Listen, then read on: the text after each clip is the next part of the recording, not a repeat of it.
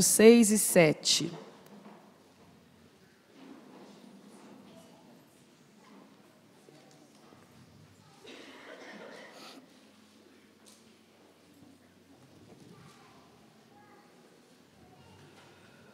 Segundo aos Tessalonicenses 2, versos 6 e 7. Encontramos?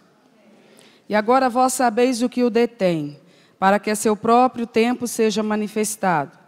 Porque já o mistério da injustiça opera. Somente há um que agora resiste, até que do meio seja tirado. Vamos orar. Pai querido, nós buscamos nesta hora a Tua palavra. Estamos reunidos aqui por causa disso, Senhor. Porque sabemos que Tu és um Deus vivo e verdadeiro. E um Deus vivo e verdadeiro fala, se comunica, se expressa, conduz as nossas vidas. Nós precisamos de alimento todos os dias, Senhor, da Tua bendita palavra, porque é esse alimento que fortalece as nossas convicções, a nossa fé, a nossa vida no altar do Senhor. Eu te peço o Teu agir irresistível nesse lugar, nesta noite. Senhor, tira a venda dos nossos olhos, tira os tampões dos nossos ouvidos, meu Pai. Nos permita viver uma nova experiência com o Senhor e com a Tua palavra. Fala ao nosso coração, Espírito de Deus. Tu tens liberdade nesse lugar, Senhor. Tu tens nos reunido aqui nesta noite, justamente para o Teu agir. Então faz o Teu querer nesta hora, para a glória do Teu nome, Senhor. Em nome de Jesus. Graças a Deus. Pode sentar no seu lugar. Nos últimos fins de semana que nós tivemos a festa aqui, ficou uma carteira de habilitação, Carlos Henrique Batista Vieira. Talvez alguém conhece, está sempre aqui, tá? Sobre o púlpito, quando a gente encontrar a pessoa, nós vamos entregar, porque deve estar fazendo muita falta. E antes de nós entrarmos na meditação dessa noite, eu queria saber quantas mulheres estão aqui, senhoras e moças. Eu não sei se você sabe, mas nós temos um trabalho de aconselhamento pastoral feminino. Ele acontece uma vez por semana, sempre às sextas-feiras. Começamos às 6h30 da tarde, costumamos ir até às 10 da noite. Por conta disso, os irmãos dificilmente me veem aqui embaixo na sexta-feira. Eu estou trabalhando lá em cima, atendendo as mulheres. E agora a pastora Eliane vai estar me ajudando também, a partir dessa sexta-feira, nesse aconselhamento. Qual que é o nosso interesse? É que a mulher de Deus, ela precisa às vezes desabafar, precisa buscar uma orientação bíblica para as coisas que ela está enfrentando. Então nós nos dispomos a ouvir e a orientar essas pessoas, tá? Então nós estamos nos colocando à sua disposição. Às vezes a pessoa fala assim, é muito difícil conversar com eles, porque acaba o culto, junta muita gente, fica muito tarde. Não tem desculpa, nós estamos aqui à sua disposição só para conversar toda sexta-feira, nesse horário, a partir de 6h30 da tarde, até 10h15 da noite. Tem vezes que eu desço de lá, já são 10h30, desço, não vejo ninguém, já foi todo mundo embora, está todo mundo dormindo, e eu estou acabando meu serviço lá em cima. E é uma bênção, porque a gente observa que Deus age através do aconselhamento, acalmando e dando orientação para que a pessoa tenha posições estratégicas na guerra que ela está enfrentando. Tá? Então, talvez você não soubesse, mas nós temos esse serviço para te oferecer. E a partir dessa sexta-feira, não somente eu, mas também a pastora Eliane vai estar me ajudando. Então, você pode recorrer tanto a mim quanto a ela, nós vamos te atender com muito prazer. Muito bem, nós vamos dar seguimento, então, a esse estudo que nós estamos falando a respeito daqueles fatores que ainda estão sendo esperados, como a evidência final da volta de Cristo. A gente sabe que muitas coisas acontecem na história da humanidade, tem acontecido ao longo das eras, e em algum momento muito dramático dessa história da humanidade, alguém pode ter pensado, esse cara é o anticristo, porque olha o que ele está fazendo. E algumas pessoas se confundiram mesmo ao longo da história, acreditando ser esse personagem ou aquele. Mas o apóstolo Paulo fala de 3 evidências que não nos deixariam nos confundir quando esse tempo do fim chegasse. E ele fala então da apostasia, que é o esfriamento e o abandono da fé por parte daqueles que um dia foram servos de Cristo e agora se tornam não apenas desligados dele, mas inimigos dele. E ele fala também da manifestação do anticristo, que é o homem do pecado, que é a personificação de Satanás, que vai atuar no meio da humanidade visando promover toda forma de pecado, e abolir todo o freio e todo o limite ao pecado. Mas o apóstolo Paulo fala que há alguém que detém, que impede a manifestação desse personagem. E ele está citando, ele tem que estar citando alguma força que seja superior à força de Satanás, para conseguir restringi-lo. Porque nós vimos na semana passada, quem estava conosco aqui vai lembrar, quanto que é do interesse do reino das trevas que o pecado se alastre na vida de uma pessoa, de uma família, de uma sociedade. Por que que isso é importante, interessante e conveniente para Satanás? Porque se o pecado prevalece a postura de rebeldia contra Deus, de rebelião contra Deus e a separação do indivíduo de Deus, o único que pode nos defender, nos proteger de Satanás. Por que que a Bíblia bate tanto e tão pesadamente contra o pecado? Não é implicância, é porque o pecado é coisa seríssima nas circunstâncias espirituais de uma pessoa. A pessoa, às vezes, ela vê determinadas práticas e avalia essas coisas apenas pelo potencial de prazer que elas podem lhe dar. Mas a Bíblia diz assim, nós deveríamos ter um olhar mais criterioso e ver que o principal não é o prazer que uma determinada atividade possa nos dar, mas o quanto ela nos compromete espiritualmente falando. Se nós tivéssemos entendimento de que o tempo físico e humano da nossa existência é o mais curto que nós vamos desfrutar, porque nós somos criados para existir eternamente. Essa fase terrena é a mais curta de toda a nossa existência. Nós vamos enfrentar, depois disso aqui, uma eternidade sem fim. Obviamente, não nessa estrutura, não nesse corpo, porque esse corpo não foi construído para suportar tanto tempo. Ele se desgasta, ele envelhece, ele veio do pó e para o pó vai voltar. Ele é matéria, ele faz parte deste cosmos, deste cenário de coisas materiais, visíveis e palpáveis. Mas a Bíblia diz que o homem é uma alma eterna. Então, se nós tivéssemos esse entendimento tão claro quanto necessário nós saberíamos administrar a nossa passagem aqui por essa vida de maneira a não comprometer o que vem depois dessa vida. Ainda que ficássemos em algum nível de prejuízo aqui. Mas o que importa não é ser bem-sucedido aqui, é ser bem-sucedido depois daqui. Jesus fala disso claramente, ele diz, o que adianta uma pessoa ganhar o mundo inteiro, se ele não lutou para ter uma vida vitoriosa depois que ele for para a sepultura? Ele passa todo o seu tempo correndo atrás de coisas, ótimo. Mas até quando ele vai poder desfrutar dessas coisas? Essas coisas são matéria, e matéria só fica aqui na terra. Matéria não atravessa os portais para o outro lado, o lado da eternidade. Do lado de lá não tem matéria. Ah, mas eu amo essa casa, eu amo esse carro. Não, tudo bem, você suou, você que sabe o quanto te custou adquirir as coisas e Deus te abençoou e você conquistou, desfrute delas, mas não ponha o coração nelas. Porque se você tiver que escolher entre as coisas dessa terra e as coisas da eternidade, prefira as da eternidade. Isso é um sinal de inteligência. Você está trocando o bom por um melhor. Você está trocando o útil por uma coisa indispensável. Normalmente, irmãos, nós não ficamos muito atentos, quando nós vivemos a nossa vida cristã, nessa questão da atenção em relação ao pecado. Porque o pecado me rodeia e rodeia você. Às vezes uma determinada falha me tenta mais do que te tenta.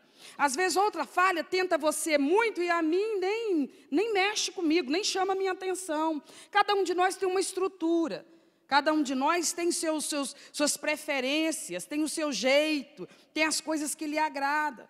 Mas eu preciso saber que para eu decidir o que é que eu vou viver nesta vida, o que é que eu vou praticar, o que é que eu vou desfrutar nessa vida, eu tenho que entender que eu preciso analisar cada coisa do ponto de vista do reino de Deus. Porque se eu analisar essas coisas do ponto de vista da sociedade, tudo está liberado, especialmente nos dias de hoje.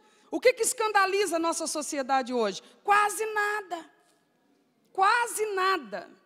E a coisa não vai retroceder e nem estacionar onde chegou, ela vai piorar. Já tem países, por exemplo, que estão lançando leis que vão descaracterizar a pedofilia. Vão descaracterizar, não será mais crime a relação íntima com uma criança, de um adulto com uma criança. Já tem países estudando essas cláusulas. E nós não vamos demorar muito para isso chegar nos nossos colégios legislativos, não.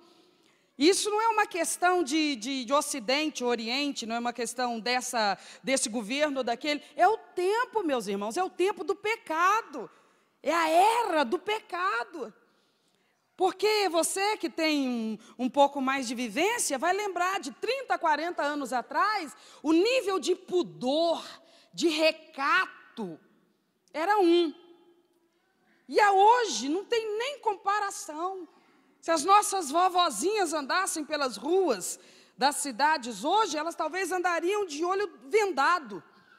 Por quê? Porque a decência vai perdendo a importância, vai tendo outra interpretação. A pessoa diz assim, mas eu me sinto bem com isso. Enganoso é o coração. Nós não podemos confiar em nós mesmos para dizer assim, eu sei discernir o que é certo e o que é errado. Não, sabe por quê que a gente não pode confiar na gente mesmo? Porque a gente sempre vai fazer esse julgamento visando nossos interesses. Se eu gosto de uma determinada coisa, eu vou preferir acreditar que ela é certa. Se uma determinada coisa me satisfaz profundamente, eu vou achar tudo quanto for justificativa para mostrar que ela não é errada. Porque eu trabalho no meu próprio interesse. Então, quando nós temos a palavra de Deus na nossa vida, quando nós nos tornamos cristãos, evangélicos, o nosso trato com a Bíblia é diferente. Precisa ser diferente. Muitos de nós viemos de uma fé cristã romana, e nós não tínhamos essa experiência de depender de Bíblia, é verdade ou não é? Nós tínhamos fé, nós éramos chamados de cristãos, nós frequentávamos regularmente os cultos, as missas e os trabalhos religiosos, mas nós não tínhamos por hábito consultar a palavra de Deus. Nós não tínhamos isso como um determinante na nossa vida. Nós não estávamos preocupados se a Bíblia ela concordava ou discordava com o que a gente fazia. O que a fé cristã evangélica tem de diferente? Ela tem de diferente porque ela se baseia naquilo que Jesus ensinou. Ele falou assim, não basta você dizer que me segue. Palavras são importantes, mas não bastam. Você precisa provar com a sua maneira de viver. Então, o que significa isso? Significa analisar tudo que a gente vive, tudo que a gente faz, tudo que a gente pratica na visão bíblica. A Bíblia aprova, então não é pecado. A Bíblia reprova, então não interessa se todo mundo está concordando. Se a Bíblia reprova, é pecado. Porque a Bíblia não julga o certo e errado democraticamente. Ah, vê aí, se todo mundo concordar, passa. É assim que a Bíblia faz? Não. A palavra diz assim que passará o céu e a terra, mas essa palavra não passará. O que Deus estabelece aqui tem a ver com ética, com moralidade, com decência, com honestidade. Aí Jesus falou uma vez assim, muitos quererão entrar por esse caminho, mas não conseguirão entrar. Por quê, Senhor? Querer, mas eles não querem. Se eles querem, eles vão entrar? Não, é porque querer é importante, mas querer não basta. Mas o Senhor acabou de dizer que eles vão querer, mas não vão aguentar. Eles não vão aguentar. Como assim? É porque esse caminho é apertado. Esse caminho é apertado. E num caminho apertado não cabe muita coisa, cabem poucas coisas. Esse caminho é estreito, a porta dele é estreita. Então eles vão querer. Qualquer hora que você falar com eles, quer ir para o céu, o que eles vão dizer? Claro, quem não quer? Só que querer não basta. Ele disse, é um caminho apertado. Tem uma vivência que precisa se adequar ao padrão da palavra. Então, o pecado é alguma coisa que interessa ao reino das trevas, porque a gente pode ser religioso no sentido de estar sempre na igreja e participar de práticas religiosas, mas se nós não mantemos uma vida no padrão da palavra de Deus, não nos comprometemos com uma vida vitoriosa contra o pecado, nós não estamos dentro daquilo que Deus requer de nós e estamos nos mantendo separados do Senhor. Então tá, Paulo está dizendo assim, esse império da injustiça que já atua no meio da humanidade, se fosse pela vontade de Satanás, a coisa não estava do jeito que está hoje, não.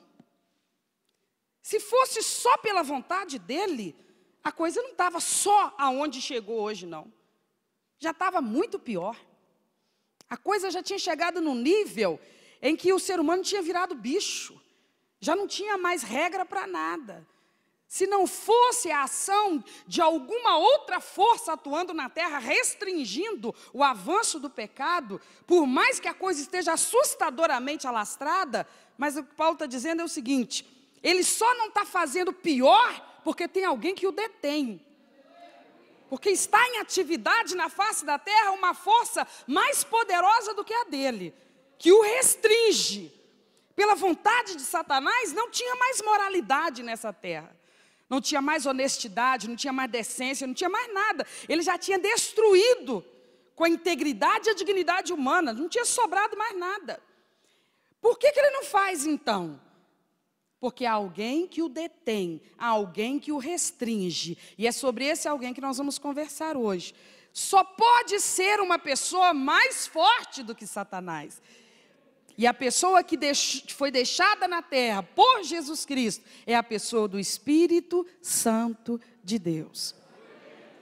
Então, qual é a finalidade do Espírito Santo na face da terra hoje? Nos dar respaldo e condições para não sermos arrastados pela filosofia que prevalece de uma vida pecaminosa. Vê que tudo que tem na terra para botar freio no ser humano vai se invalidando. Por exemplo, Deus fez o homem com consciência, com senso de certo e errado. Chega um momento que o homem corrompe até isso. E ele consegue dormir em paz, mesmo fazendo tudo errado. A consciência que Deus deu, colocou na mente de cada ser humano, independente do grau de cultura que essa pessoa tem, do grau econômico que essa pessoa vive, da região na face da terra onde ela está, Deus criou todos os homens com um dispositivo chamado consciência, aonde o homem tem noção de certo ou errado, instintivamente. Você já vê isso na criança. Criança ainda muito novinha, se ela fizer uma coisa errada, ela já esconde. Ela não consegue nem se defender, argumentar em sua defesa, mas ela sabe que ela fez uma coisa errada. Ou ela joga a culpa nas costas do irmãozinho, ou do colega, ou ela mente, ela nega até morrer. Porque ela tem noção de que ela fez uma coisa errada. Instintivamente, a pessoa, o ser humano, ele já consegue ter noção do certo e do errado. Isso deveria ser suficiente para colocar freio na pecaminosidade das pessoas. Por quê? Essa consciência deveria nos importunar, nos incomodar, ao ponto de nós ficarmos assim inquietos, até agirmos direito uns com os outros. Mas é isso que acontece? Não, já se viu que esse mecanismo já não está mais dominando a sociedade. Pessoas fazem e cometem toda sorte de falsidade, de erros, de traições, de desonestidade, e no final do dia estão rindo, estão gracejando, estão brincando e vão dormir o sono dos inocentes. Não se sentem culpados, pelo contrário, ainda se vangloriam da sua esperteza. Deus criou outros meios, por exemplo, Deus colocou todo ser humano vinculado a uma família. O que é a família no plano de Deus? Uma hora a gente precisa estudar isso com mais profundidade, para a gente entender o valor que tem a família para a vida de um ser humano na terra, segundo os olhos de Deus. Todo ser humano, com exceção de Adão e Eva, que já vieram ao mundo no tamanho adulto e com todas as suas faculdades desenvolvidas como adultos, daí por diante, todo ser humano veio como um bebê, inserido numa família. Para quê? Para que a família fosse a oficina. Presta atenção nisso. Para que a família funcionasse como protetor desse ser humano e como mestre desse novo ser humano, que chega para essa família, para os braços dessa mãe, para os braços desse pai, como uma fita virgem. Não sabe nada, mas está ali sendo orientado e disciplinado e ensinado por um casal de adultos, que vai lhe ensinar. Ensinar o quê? Ensinar o que é certo. Exigir que ele haja de maneira correta. Impor a ele um padrão de atitudes corretas. Deus estabeleceu a família para que a família ela atue como esse mestre e esse freio na vida das pessoas, para que a pessoa seja formada, e quando ela vier a ser um adulto, ela já entendeu, ela já aprendeu, ela tem ética, ela tem moral, ela tem honestidade, ela tem os valores que um ser humano deveria ter. Mas a família está dando conta? A família perde as rédeas, a família vai sendo desprezada e a família não dá conta daquilo que é o seu papel. Às vezes você vê um jovem, você vê uma pessoa agindo de forma incorreta, você pergunta, mas o pai não ensinou, a mãe não ensinou? Às vezes ensinou, mas é filho rebelde. É filho que não pratica o que o pai e a mãe têm ensinado. Então, todos os mecanismos colocados para frear a pecaminosidade do homem, o homem passa por cima. Você vai ver, por exemplo, as próprias leis civis. As próprias leis civis, o governo humano, era para ter criminalidade na sociedade, irmãos? Toda sociedade organizada tem suas leis. Se a lei foi promulgada, se a lei foi divulgada, se o cidadão entendeu que é contra a lei fazer determinada coisa, o que se deveria esperar? Que ninguém nunca fizesse aquilo. Não deveria bastar? Você vai olhar uma sociedade, a anarquia prevalece. Por que a anarquia prevalece? Porque não tem lei, não tem comando, é desmando. Então tá. Então vamos montar aqui um colégio e nós vamos instituir leis para essa comunidade, para a coisa ficar organizada. Ótimo, aí sim resolve o problema. Então estabelece-se as leis. E toda a conduta está ali. Toda ela cerceada pela lei, limitada pela lei. Apresenta para os cidadãos. E os legisladores vão dormir tranquilamente, pensando assim, agora tudo vai entrar em ordem. Deveria ser assim. Porque a partir do momento que um ser humano inteligente e responsável por seus atos, ele é informado de que determinada conduta está contrária à lei, o que se esperaria dele? Que ele obedecesse essa lei, sem precisar de pressão. Mas é o que acontece? Não é. Então, todos os mecanismos para frear a pecaminosidade, eles sendo burlados, eles vão sendo subjugados pelo próprio homem. É lógico que por trás disso está a fomentação maligna, mas não é só isso. A própria natureza humana, ela pende para o pecado, ela tende para as coisas erradas, ela tem preferência por aquilo que não é correto, por aquilo que não é legal ou biblicamente correto. Quem vai dar jeito nisso? Porque a gente fala do pecado, pecado, pecado, a gente fala de Satanás, Satanás, Satanás, mas o agente que coloca o pecado em atividade é o homem, é o ser humano. Quem é que peca na face da terra? Os cachorros, os gatos, os cavalos, os bois? Quem é que peca na face da terra? Está cheio de demônio, é os demônios que pecam? Quem peca, meus irmãos? O ser humano. Então, o agente que faz a coisa acontecer é o ser humano. O que é, então, a visão do reino de Deus? É preciso entrar na estrutura do ser humano, para neutralizar o pecado, para impedir o avanço do pecado, para colocar freio no pecado. Era preciso entrar nesse indivíduo, na história e na estrutura do ser humano.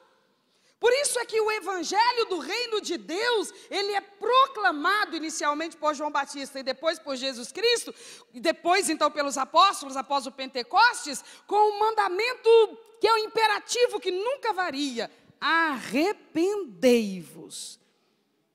Arrependei-vos, tenham consciência de que vocês precisam começar a aprender a uma nova maneira de viver. Então o evangelho é apresentado, o indivíduo escuta alguém pregando para ele, está precisado, está carente, está na aflição, está no aperto, a palavra lhe toca, e ele então levanta a sua mão e vem à frente e recebe Jesus como seu Senhor e Salvador. Resolvido o problema?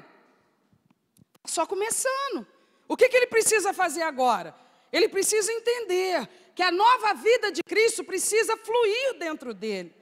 Isso não vai acontecer pela força de uma denominação, ou de um pastor, de um líder qualquer. Isso vai acontecer pela ação do Espírito Santo na vida dessa pessoa. Eu preciso que você esteja olhando para mim e atento. Eu e você estamos nesse processo. Quantos crentes em Cristo Jesus estão aqui? Não seja preciosista. Se eu falar crente, eu estou falando cristão. Tem gente que eu não posso falar crente aqui no microfone, que ele fala crente, não, crente até o diabo é. Se eu estou falando crente, eu estou falando de cristão. Possível, pelo amor de Deus. Então, quantos cristãos realmente confessam Jesus como Senhor e Salvador da sua vida estão aqui? Como é que você pode dizer isso? Por que você fala isso? Porque um dia você levantou a sua mão e recebeu Jesus? Porque um dia você desceu as águas do batismo? Porque você é um frequentador regular de uma igreja evangélica? Porque você até desempenha alguma função numa igreja evangélica? Isso tudo é referencial, mas não é a determinante. O que determina se de fato nós somos cristãos é quanto nós estamos unidos ao Espírito Santo e à palavra na luta contra o nosso pecado. Se nós não estamos em posição de alinhar a nossa visão e a nossa conduta ao agir do Espírito Santo e da palavra no assunto referente a pecado, os céus não nos reconhecem. As igrejas na face da terra não tem ali um detector de crente sincero. Não tem um aparelho que vai, não, vamos aqui é detector de crente verdadeiro. Só passa quem o aparelho confirmar. Se o aparelho apitar é porque o aparelho te rejeitou, tu fica de fora. Existe isso? Não existe. Então as igrejas na face da terra, as portas estão abertas para todo mundo entrar. E todos os que entrarem podem dizer para a liderança daquela igreja, a gente é crente, tá bom? A gente é convertido, Jesus é nosso Senhor. Você não acredita por quê? Não, a gente é obrigado a acreditar, você não está falando? Só tem um no meio de nós que não pode ser enganado. Tem um no meio de nós que ele não precisa de um detector, ele é o próprio detector.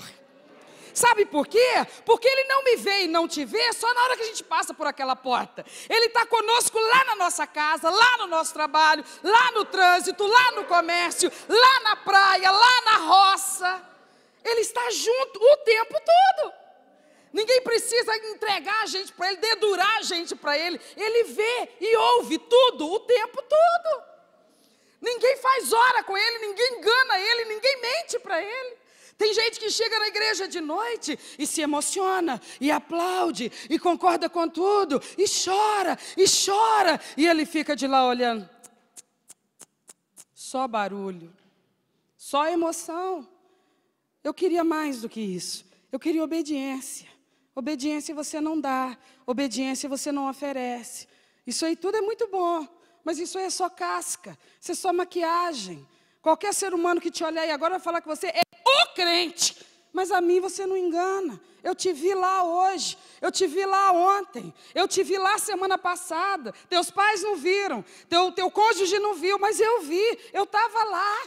Sabe, quando eu enviei a palavra através de um ou outro, eu enviei a palavra, eu enviei gente para te falar, que é isso, cara, para com isso, menina. Eu enviei pessoas, tu desprezou, tu riu, tu zombou, agora tu está aqui dentro da minha casa, no meio do meu povo, está batendo palma, está cantando, está orando, está chorando. Qualquer um bota a mão no fogo, que tu é crente mesmo, mas a mim tu não engana. Porque eu não te espero aqui dentro, eu estou contigo o tempo todo. Meus olhos te veem o tempo todo. Eu sei na face da terra quem está levando esse negócio a sério. E quem está fazendo de besta comigo. Eu sei nessa cidade inteira quantos de fato são meus. Porque ele só reconhece como dele quem está morto para o pecado. Porque se nós nascemos de novo, e isso é que é ser crente, nós estamos mortos para o pecado e vivos para Deus. Significa o quê? Que a gente não peca nunca? Não! Significa que a gente está o tempo todo lutando para não pecar. E quando esse acidente acontecer, nós não ficamos fazendo de besta, não. Nós vamos para o joelho, nós vamos colocar a nossa boca no pó e falar, eu sei quão miserável pecador eu sou, mas me ajuda, me levanta desse fracasso, me restaura, me renova, não me abandona, não me entregue a mim mesmo. Renova-me, me ajuda, eu estou envergonhado diante do meu Salvador. Irmãos, o nosso Senhor, Ele está na nossa vida, não é para poder, sabe, nos distrair, nos emocionar e, sabe, ficar bajulando a gente para ver se a gente continua crente. Não se engane com o Espírito Santo de Deus. O Espírito Santo, Jesus colocou ele na minha vida e na sua, com uma função muito clara de nos conduzir, para desviar os nossos pés dos laços, das armadilhas, das ciladas. Ele nos instrui, Ele nos ilumina, Ele nos mostra, Ele nos revela, Ele nos orienta. Ele só não toma decisões por nós. Ele não toma decisões por nós, Ele sinaliza para nós, isso aqui não está legal, isso aqui não está bom. E você começa a sentir um incômodo, não é assim que acontece? Às vezes você está vivendo alguma situação e tem alguma coisa que está te incomodando. Você, não sei, um mal-estar, um desconforto, uma voz interior te fazendo ficar sob alerta, e você fica com aquela perspectiva assim de tragédia, de coisa errada acontecendo. Pode aprender a discernir a voz de Deus na sua alma. Deus está tentando falar contigo. Para a correria, para tudo. Vai para o seu cantinho. Você tem um cantinho onde você fica sós com Deus na sua casa? Você tem o seu Peniel, você tem o seu lugar, onde você, ali você tem seus momentos de mais profunda entrega e rendição ao Senhor, os seus momentos de oração particular, vai para lá. Vai para lá e fala: Senhor, tira a venda dos meus olhos. Senhor, a minha carne está me traindo em alguma coisa. Senhor, o adversário está montando um laço contra a minha vida. Senhor, eu estou deixando de enxergar alguma coisa que seja muito importante. Me ajuda, Senhor. É impossível que Ele não te ouça. É impossível que Ele não te responda. Paulo diz: o Espírito Santo está na terra para deter o avanço do pecado. Se Ele consegue fazer isso numa sociedade que tem fome de pecar, quem se dirá Ele deveria conseguir numa comunidade que tem fome de escapar do pecado? Então, qual povo na face da terra que deveria estar mais do que nunca vencendo o pecado? Os crentes, a igreja. Porque segundo a nossa confissão de fé, nós estamos mortos para o pecado e vivos para Deus. Vamos para a palavra do Senhor aqui em alguns textos que nós separamos. Por exemplo, Evangelho de João, capítulo 14, versos 16 e 17. João 14, 16 e 17.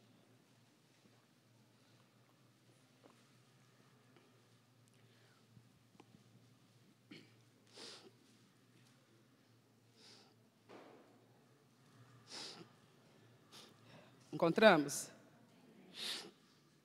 Diz assim: eu rogarei ao Pai, e Ele vos dará outro Consolador, para que fique convosco para o Espírito que o mundo não pode receber, porque não vê nem o conhece, mas vós o conheceis. Por quê? Está vendo? Não é uma presença esporádica. Ele não vem apenas nos momentos em que nós estamos reunidos num culto coletivo. Não é apenas os momentos em que nós fechamos os olhos para orar. O Espírito está em nós, o Espírito de Cristo.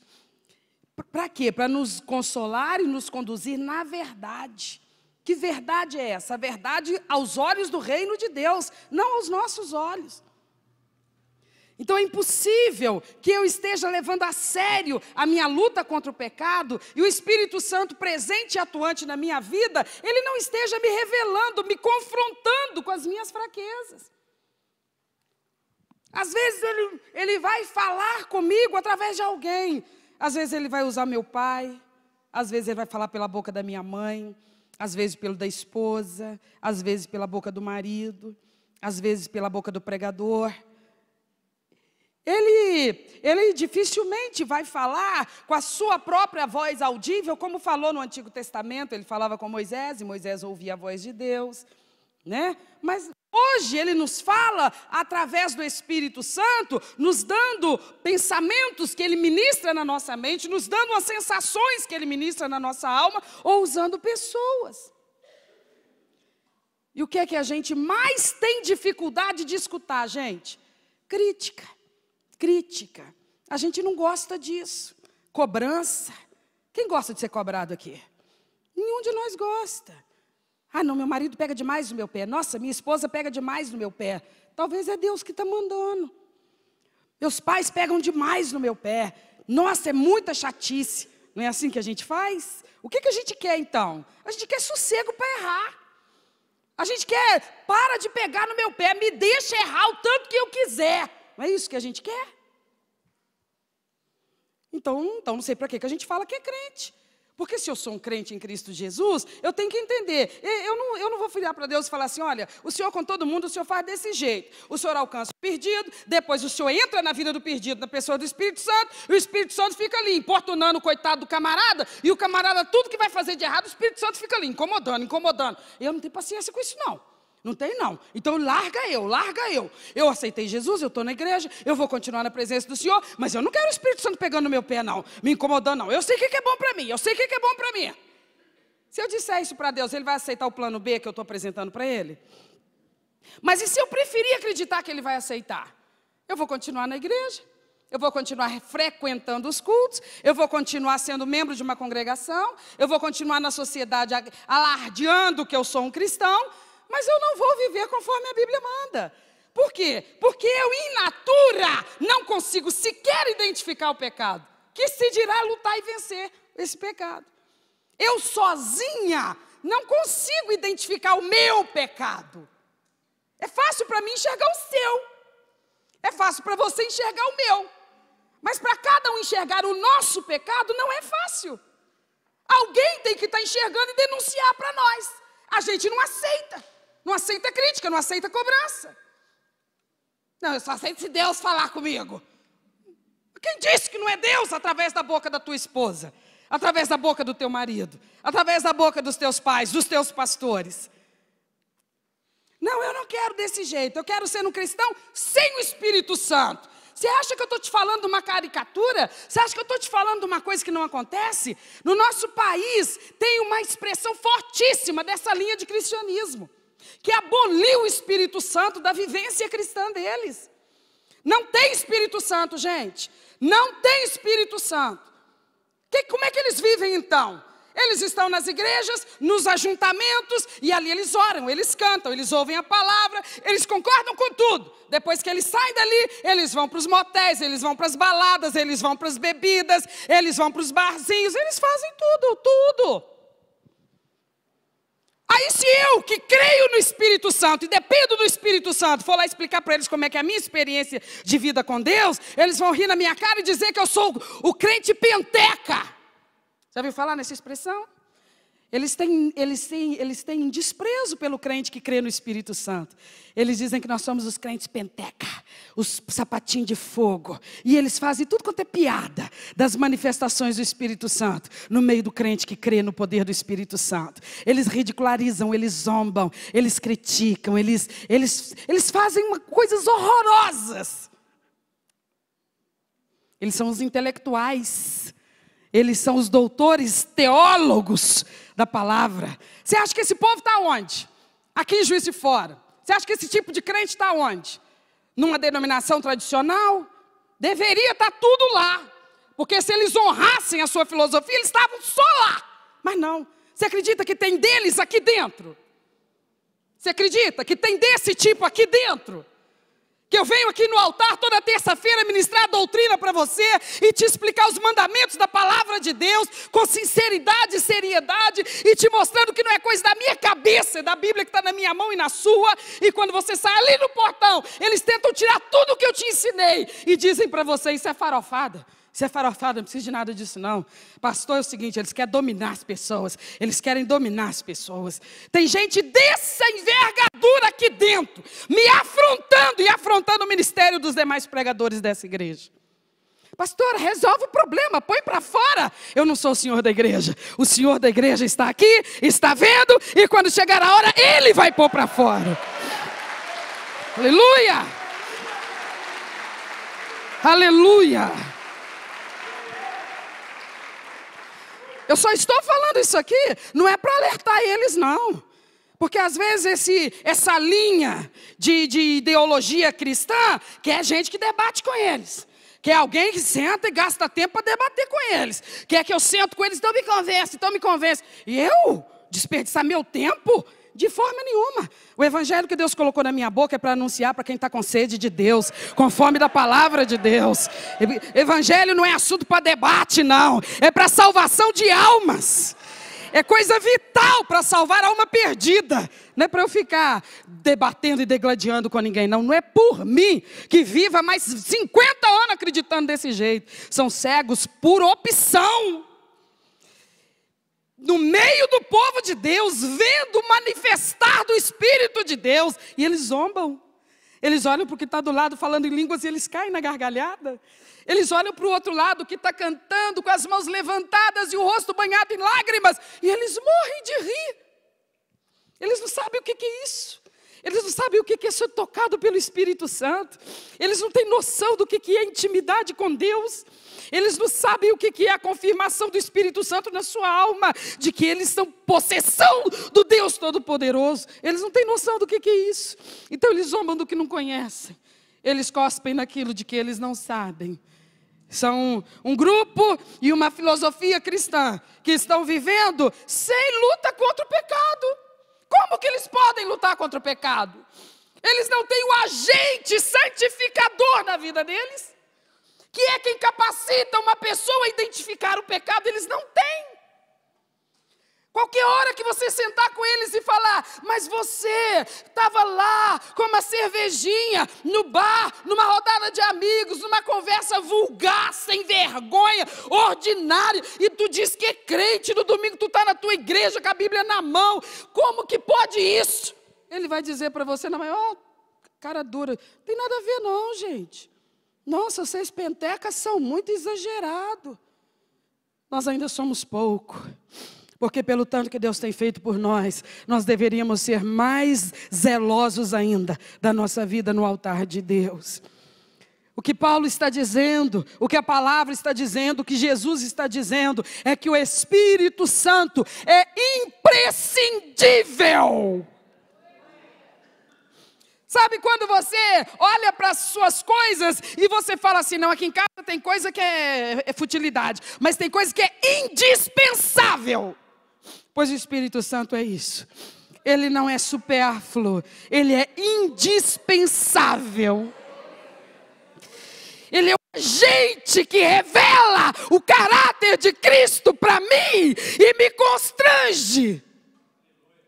Me faz sentir vergonha do meu próprio caráter. E faz eu perceber que eu preciso lutar contra mim mesma. E me inclinar, e me dobrar, e me render todos os dias ao domínio e senhorio de Cristo sobre a minha vida. O cristão que está buscando essa intimidade e essa vivência com o Espírito Santo, ele está aprendendo como é que faz para não cair em tentações.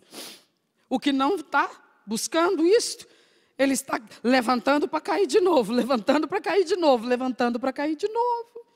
Porque todo o pecado que a gente comete, ele tem um fundamento de egoísmo. É a preferência por mim mesmo, é a decisão de agradar a mim mesmo. É a escolha de fazer aquilo que eu prefiro. Agora, quando eu tenho um propósito de santidade, eu sei o que isso significa. Significa crucificar a carne. Eu vou orar para que essa minha vontade desapareça. Talvez algum dia ela vai desaparecer, mas não vai ser instantaneamente. Por um bom tempo eu vou ter que lutar contra uma vontade premente na minha carne. Mas eu vou dizer, eu mortifico a minha carne. Ela tá com sede disso, mas eu não vou lhe dar. Por quê? Porque a palavra requer isso de mim. Cristianismo sem essa visão e sem essa postura de sujeição ao Espírito Santo e combate contra o pecado é qualquer coisa, menos o cristianismo que Cristo pregou. Menos o cristianismo que a palavra anunciou. Porque o pecado só interessa ao inferno, ele não interessa ao reino dos céus. Amém, irmãos? Por isso Jesus falou, você não vai estar só na face da terra. Eu vou colocar a minha vida dentro da tua vida. O meu Espírito estará com você. E mais ainda, ele vai estar dentro de você. Se você for de Deus mesmo, você vai ouvir a voz do Espírito Santo na sua alma. E todas as vezes que você estiver com um pensamento ou uma atitude que estejam fora do padrão da palavra, a tua intimidade com Deus vai ser suficiente para Ele tocar você e você vai perceber. Você precisa parar, você precisa mudar, você precisa se entregar mais ao Espírito Santo de Deus. Amém, irmãos? Vamos ver um outro texto ainda em João 16, versos 7 e 8.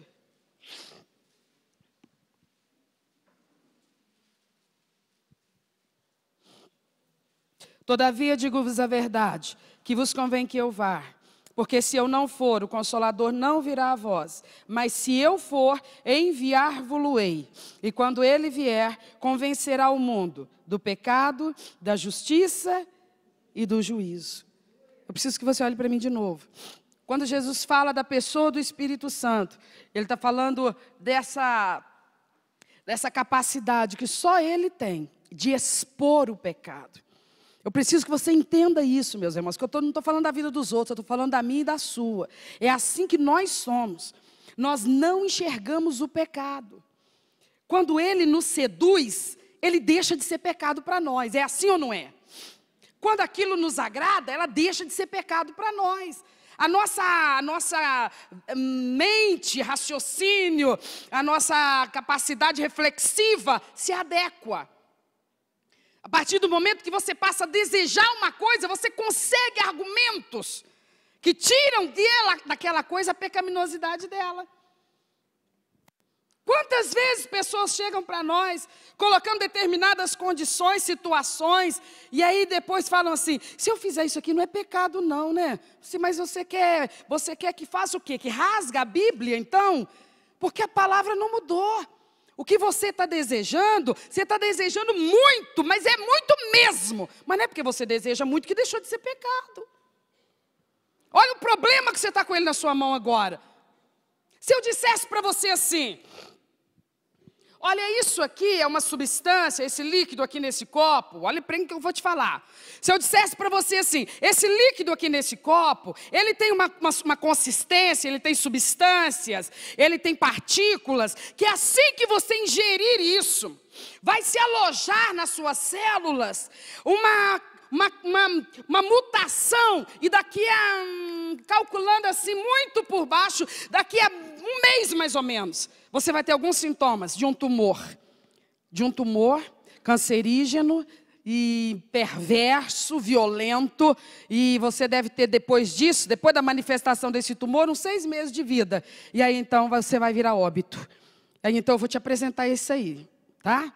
Vou te explicar outra vez. Eu vou chegar aqui com uma taça linda, de cristal puríssimo, coisa que só a rainha da Inglaterra põe a mão.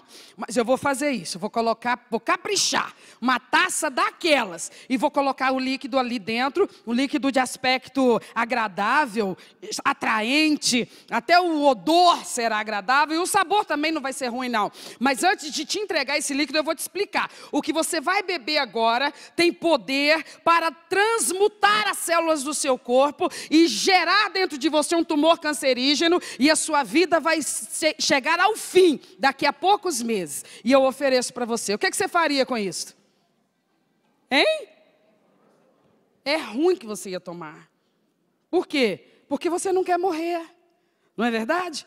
Eu ia te dizer, mas é cheiroso, mas é gostoso, é saboroso. Você ia dizer, é ruim. Eu ia falar, só para me agradar. Só para me agradar. Você tem noção do trabalho que me deu arrumar isso aqui para você?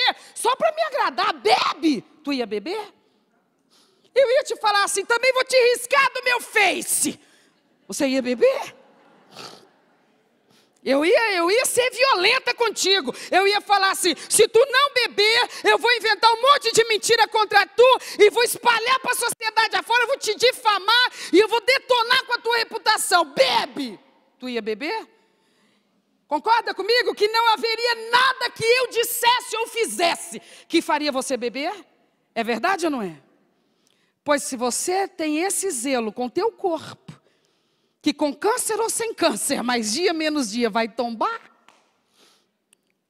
por que nós não entendemos que o pecado é pior do que o câncer?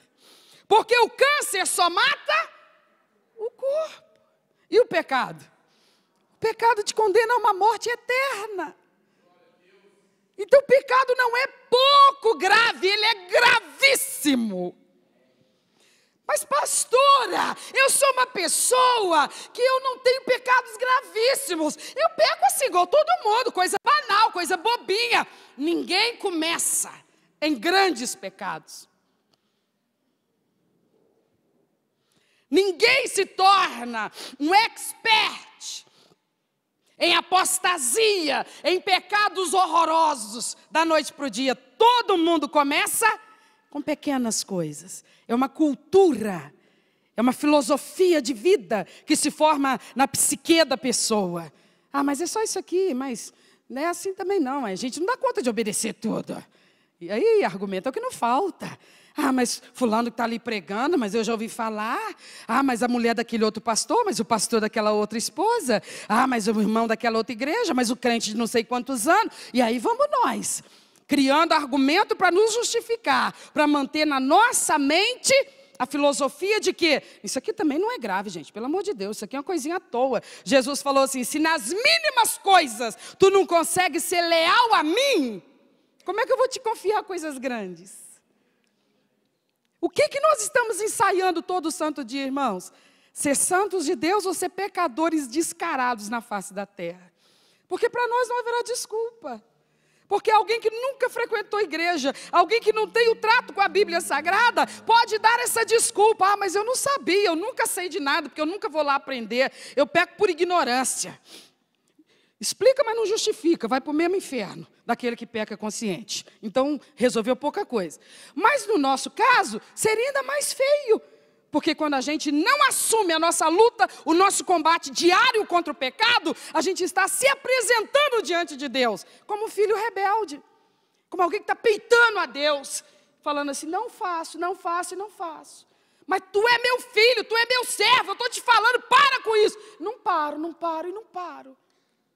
Pastor, eu nunca disse isso para Deus. É lógico, a gente não é doido de usar essa expressão, essas palavras, mas as nossas atitudes falam mais do que nossas palavras. Quem Deus está dando valor na face da terra? Ah, quem dá um dízimo bem alto, não se engane com isso. Ah, quem tem a voz mais afinada, não se engane com isso. Quem é muito bom nos instrumentos, por favor, não se engane com isso. Quem já tem 60 anos de crente, não imagine assim. O que impressiona a Deus? A Bíblia fala, um coração contrito e quebrantado. É isso que não resiste o Senhor. O Espírito Santo de Deus nos convence do nosso pecado. É fácil, se nós fizermos uma pesquisa aqui e dissermos, escreve aí para mim 3 pecados que estão campeando aí na sociedade brasileira. É difícil enxergar quais são os piores pecados e os mais comuns na nossa nação? Não. Mas e se eu dissesse assim, bota aí numa folha em branco, os 3 pecados que você mais escorrega neles. Dá para saber, gente? Tá bom, eu não vou pedir para você escrever, não. Dá para saber? Tem que dar. Tem que dar, eu tenho que me observar. Eu tenho que entender, irmãos, porque o reino das trevas, ele fomenta o pecado na minha vida. Os demônios já estudaram a mim, já estudaram você, já sabem o que me tenta, o que te tenta. Eles vão colocar para me tentar coisa que para mim não faz diferença nenhuma. Não, eles vão aproximar de mim aquilo que me tenta. Eu preciso surpreender o inferno com outra atitude. Dizer eu posso, mas não preciso. Eu posso, mas não quero. Eu posso, mas não vou. E aí o Senhor diz através do apóstolo, resistir ao diabo. Mas não é para expulsar o diabo? Cada caso é um caso. Quando é que eu expulso um diabo, um demônio? Quando ele está possuindo uma pessoa. Mas e quando ele vem contra mim? Não vai me possuir, porque um corpo não pode ser habitado por 2 forças antagônicas simultaneamente. Se o demônio entrou é porque o espírito saiu. Ué, como é que vão viver os 2 dentro do mesmo corpo? Agora a influência maligna pode estar em volta de qualquer um de nós a qualquer momento. Por isso que o apóstolo diz para os cristãos, resista, resista. O que vai acontecer? Ele foge de você. A tentação uma hora se dá por vencida. Mas esse processo de resistir a ela é matar a carne. Porque a vontade está lá. Porque a carne está pedindo. Mas você é de Deus ou não é? Só na hora do culto, irmã. Pois é, muita gente é assim. Mas assim não basta. Nós temos que vencer o pecado. Não é só aqui dentro da igreja na hora do culto, não. É no dia a dia, é onde nós estivermos. A graça e a glória de Deus precisa refletir-se na nossa vida. Amém, irmãos? Nós vamos para um texto que está em Gálatas capítulo 5. Gálatas 5, verso 16.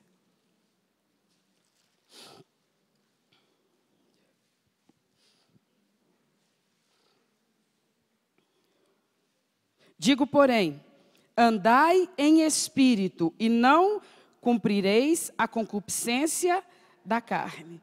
Olha o que a palavra, Paulo está escrevendo na igreja da Galácia, e ele está escrevendo para cristãos, e ele está dizendo que mesmo na vida do cristão, a concupiscência da carne está presente.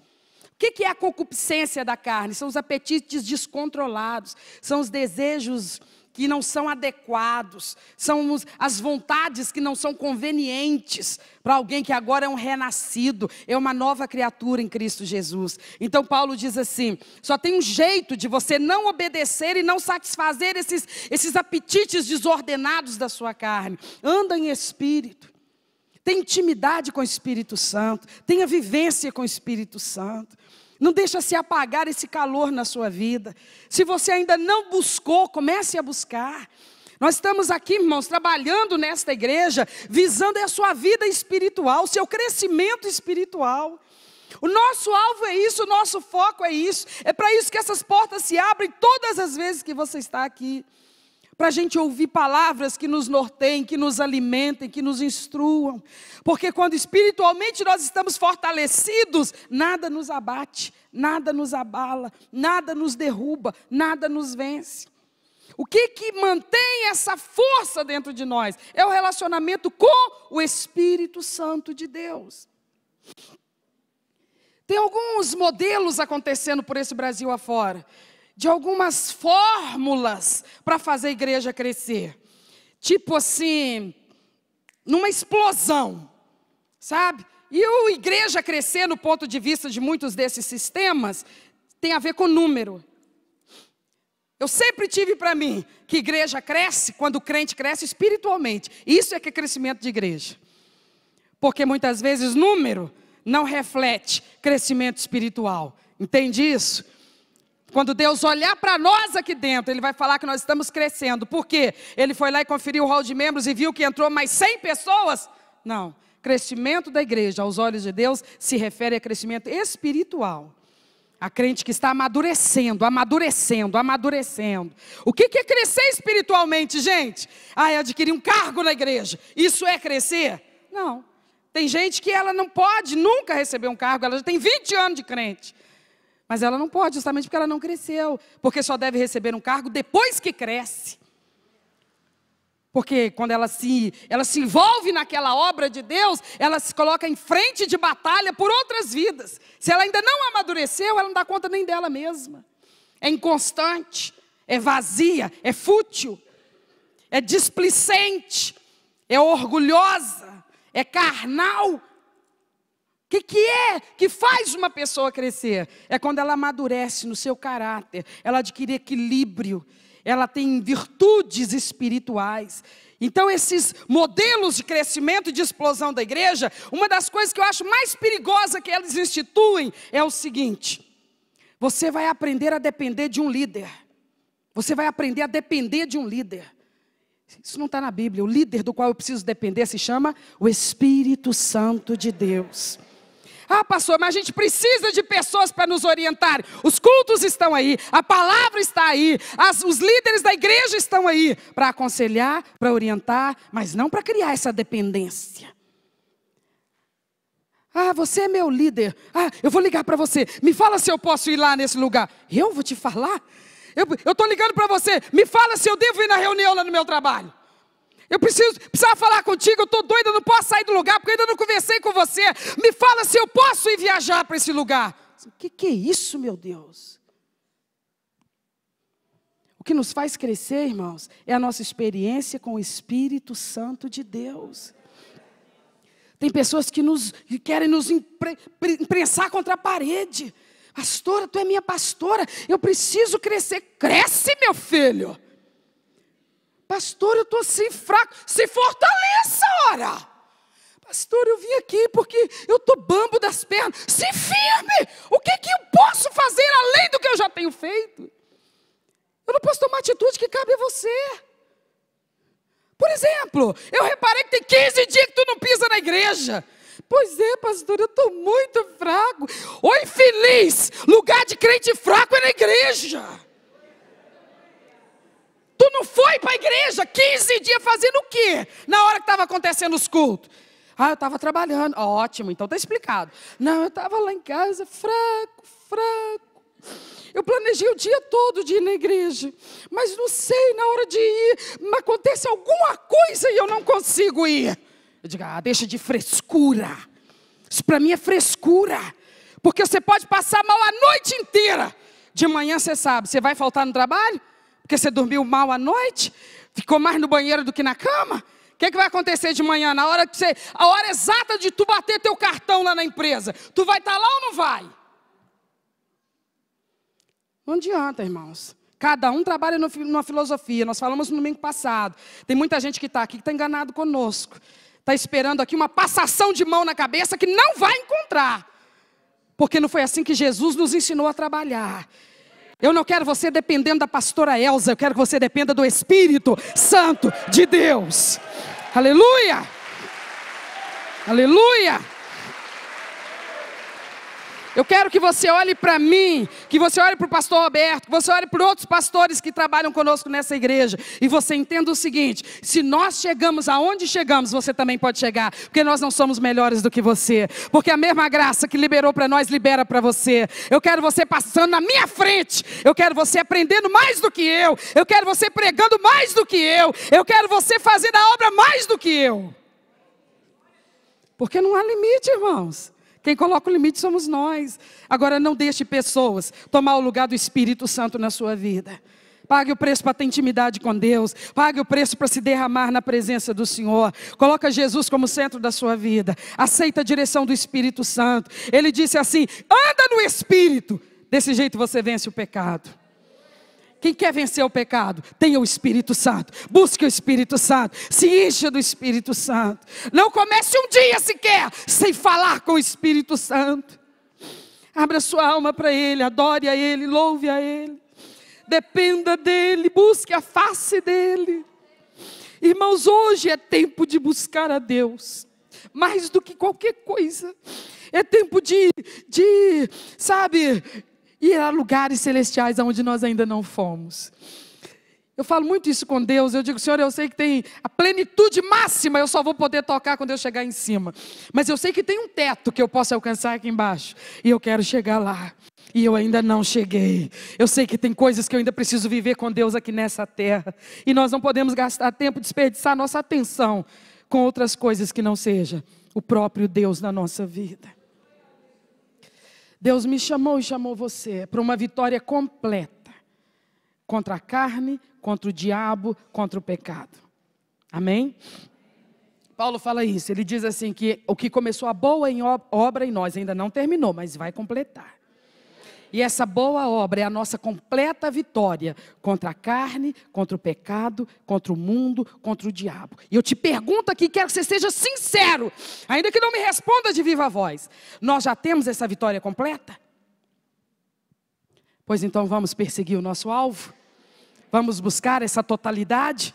Vamos viver tudo que Deus já liberou para nós? Vamos experimentar o máximo de Deus que o nosso ser finito aqui suporta nessa terra, irmãos? Não se encante com mais nada, se encante com o que Deus tem para derramar sobre a sua vida. Fica de pé no seu lugar.